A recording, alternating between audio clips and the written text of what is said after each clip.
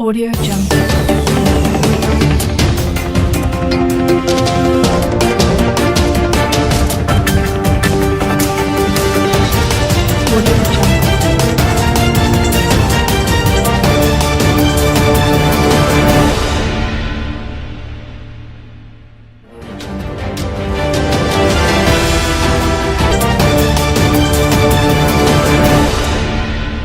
The figure that have come out from the governors forum, I think it's a mere pronouncement, and therefore it has no place, it has no basis in the collective bargaining machinery as provided by the various ILO convention and also our national laws.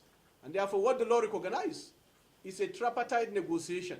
And as I said, 6 governors represented the interests of all the governors, one per geopolitical zone. They have been part of the decision, they have been part of the process, and they were part of the process where the decision was taken.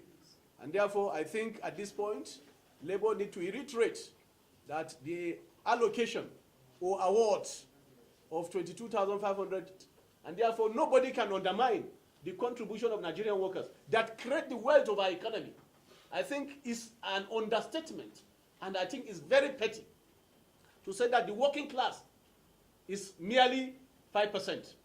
Let them tell us what number does the political elites, including themselves, they're going to constitute in the context and in the perception of information into context.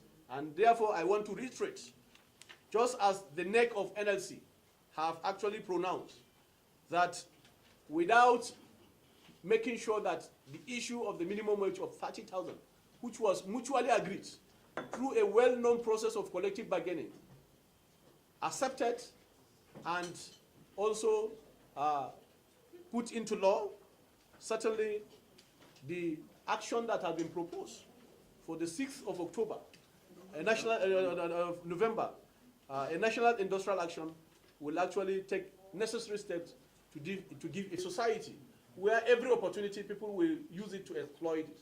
I think that's what the governors try to do, because for them is any attempt to demand for a new minimum wage, they will exploit it and see if they can get more resources from the federal government. They should be able to distill clearly this very legitimate demand, which is even overdue, because the current minimum wage of 18,000 have expired since 2016.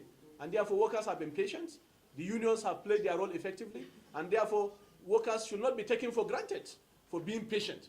And therefore we want to say clearly now, our position is that every governor should go back to its states, because that's the entity that is recognized by law, gather its workers and say they are not willing to pay 30,000. Not coming to Abuja and now hide under a forum that is not known to law and say that we cannot be able to pay 30,000. While they have gone back, if you look at many papers, they have gone back to say whatever is agreed, individual governors have answered their name, to say whatever is agreed, they are ready to pay.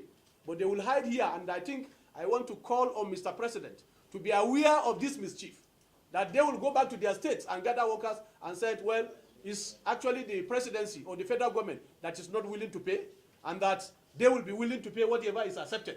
And therefore, let there be this understanding that this forum that made this statement have no legitimacy whatsoever in the context of collective bargaining process, in the context of law, because what the Constitution recognizes is individual states. Let therefore individual states go back and gather their workers and tell them what they will be willing to pay, and they will see the reaction of workers. This, I think, will be a position that will put the whole of this argument into context, and everybody will realize the position where he stands. Audio Jungle.